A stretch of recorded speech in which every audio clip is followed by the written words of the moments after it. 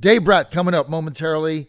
It is Singapore Day, and tomorrow it's 12 hours ahead, so we'll see what happens. Meantime, the president tripling down on his trade policies. He's had enough. And again, I just want to keep reminding everybody, because of the fake news out there over and over, that it's not a tariff when the other country has barriers in excess of what yours are. I mean, it's simply fair and reciprocal, and that's what the president is asking for. We have $800 billion flowing out of the United States into other countries. The president's simply saying, we want to protect our jobs and we want fairness. And until he stands up to these countries, he's not going to have it. It's very simple. At the Tony Awards last night, actor Robert De Niro giving away an award, says on camera, on TV, 3 times F Trump, but he didn't say F, he said the word. Ends with a K. Said it a number of times on camera. It got bleeped out, but then, of course, other people videotaped it and sent it out, and he gets a standing ovation. That's Hollywood. I mean, that's where this country is now come to. Robert De Niro says, basically, F the president by name, and he gets a standing ovation. Great. Nice. Real nice. Real nice. Why would anybody ever tune any of this crap in? I have no earthly idea. Boy, we got a lot to talk about with him. Coming up now, Congressman from the 7th District, Republican, Dr. Dave Brat. Welcome, sir. Hey, great to be on, John. Thank you. I don't know where to start. Let's start with the G Summit and the president withdrawing from the communique, basically saying, look, Trudeau stabbed me in the back. He had a press conference after I went to Singapore, basically lied to his people for domestic consumption.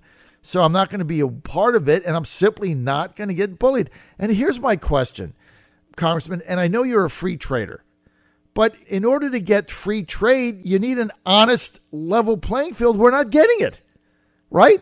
I mean, we've been screwed for all this time. Yeah. So go ahead. Yeah.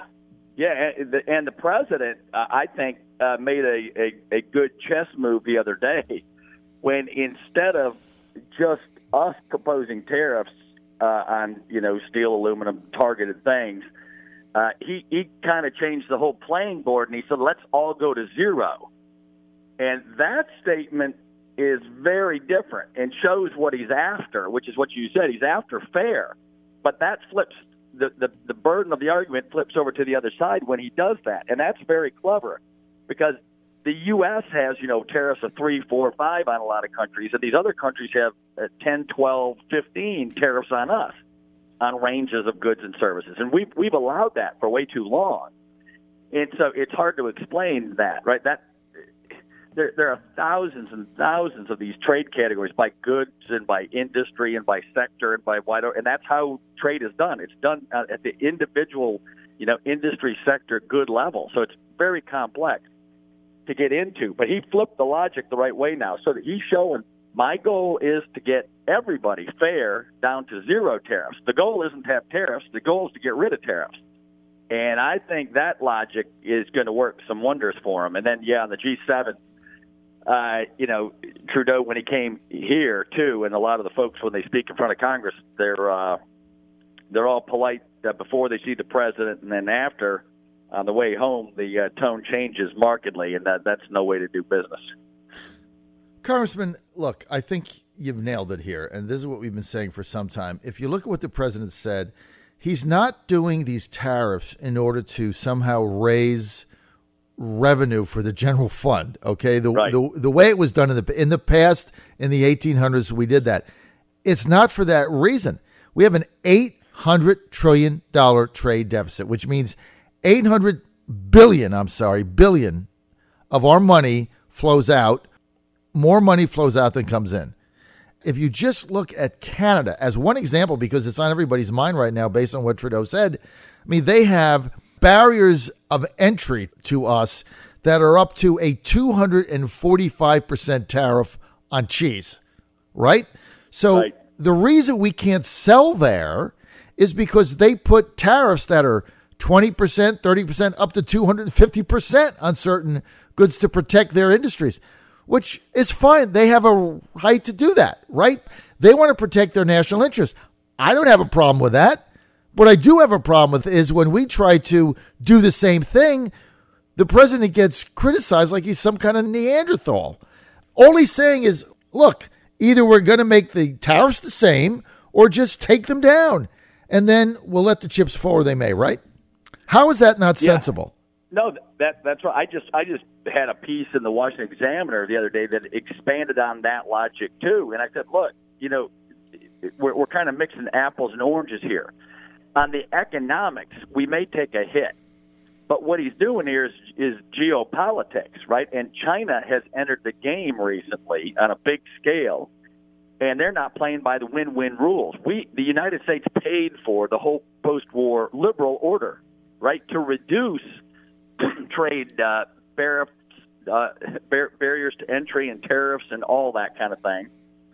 And everyone else came along for the ride. If you teach Econ 101, we've done a great job. Everyone's come way down. The average tariff rates are way down. But now China comes in, steals intellectual property and everything else under the sun. And we're paying for the entire West, right? We pay a disproportionate share of the United Nations, the World Bank, the IMF, all of these post-war liberal institutions that we put into place so that we can have win-win opportunities for the West. And it worked, right? We trade with our arch enemies of World War II. Japan and Germany are now our friends because of us. And so China doesn't get that. He's trying to do that. And in the short term on the chessboard, he's moving a pawn, right, on the economic tariff front. And that pawn may not always work out perfectly, but it's a pawn, right? It's your first move. It's a small guy. And you're going to take a few hits in the short move. But he's playing chess in order to structure the global situation into a win-win for all countries. And that hadn't been done. And this, I saw this week on Stephanopoulos, Martha Raddatz is on there hitting the White House and policy and everything. Said, well, he had to do something on Korea, unlike all the other presidents, because now North Korea is a threat. Because now, in the last 30 days or something, they have, nukes and missiles or whatever. It's just the array of assault from the press against, whoever the Republican is just always astounding. Under Obama, he had the exact capability, and there's just a totally different standard, right? And so, again, on foreign policy with respect to Iran, North Korea, China, the last 30 years of diplomacy, we've been weak. Under Obama, we led from behind, and the American people are losing, and they know it, and they're upset about it, from Bernie all the way through Trump. And so finally, Trump is doing something about it, and the American people get it in their gut. And it may take a while to sort out, and it's not all perfect, but he's making up for the last 30 years of failure on the foreign policy front and on keeping us safe for real. This is a historic opportunity the president has in North Korea. The main thing is he's there at the table. And isn't this what the Democrats want, right? Diplomacy, talking, try to get things worked out. This is exactly what the president is trying to do. Both countries have their agenda they're trying to get done. Hopefully we can get out of this with some kind of a compromise that includes denuclearizing the peninsula. I think if Kim Jong-un is willing to do that, Pompeo has said that this president is willing to go way above and beyond in helping them modernize their economy. But we'll see how it plays out. But there's no downside, Congressman, as you know, to having a conversation. No downside. All good. Nope. All good. And what you just set up there, that's exactly what we're talking about. He's setting up a win-win. Yep. If the other side doesn't want to do the win-win, then there'll be consequences. And so we hope they go the win-win route, and then you'll have a president that actually earned the Nobel Peace Prize. Well, right? the president, it'll be amazing. Yeah, the president in this summit, to me, holds the cards, because if it fails, he's going to simply tighten the sanctions, which are working. So he's going to double down on the sanctions, which really puts pressure on Kim Jong-un in order to get something done, because the alternative is the president closes his binder, walks away, and tightens the sanctions, and he can't feed his army now. That's the problem he's got. So I think the president holds all the cards. Congressman, secret meeting in the basement of the Capitol on Thursday. Paul Ryan trying to come up with some immigration compromise. Where are we? Yeah, well, we're still in pretty bad territory. The group of 25 Republicans has put in a discharge petition, which means they get to defy the president, the party, Paul Ryan, McCarthy, the entire leadership team, Scalise, and go straight to work with the Democrats. So they get a bill on the floor. That day, the Democrats will be in charge of the floor, even though the American people gave the House to Republicans and the Senate and the White House. And the Republicans are going to voluntarily give the House over to the Democrats, 200 Democrats, to do a Queen of the Hill procedure where 4 bills will come up. The bill that gets the most votes wins. And guess what that will be? It'll be a full Dreamer bill with about 10 million folks coming over 10 years. And leadership can stop this in a heartbeat, right? So they can stop this with just putting the Goodlatte bill, which is good policy, on the floor. And they have not done that. And so they're letting this other group put leverage, probably to look for a compromise bill that will go through. But the problem with the compromise bills is they always end up being these, like the Obamacare health thing within the Senate, these cheap little political tactics, like they'll do a wall for DACA.